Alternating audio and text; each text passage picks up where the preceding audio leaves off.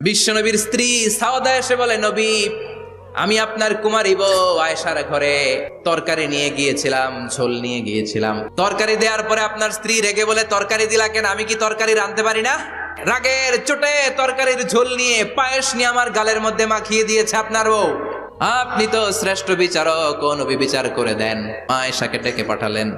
মা আয়েশারে বললেন, ও আয়েশা, আসলে এমনটা করেছো নাকি? মা এসে বলে, নবী, তখন আমার মেজাজটা বড্ড গরম ছিল, আসলে কাজটা ঠিক হয় নাই, আমারে ক্ষমা করেন। বিশ্বনবী বললেন, আমার আদালতের রায় হচ্ছে কিসাস।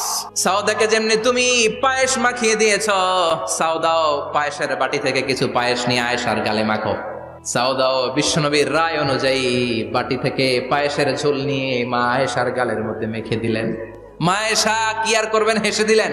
সাইয়েদাতুনা সাউদাও হাসলেন, বিশ্বনবীও হাসলেন। আরশের উপর থেকে খুশি হয়ে গেল কে?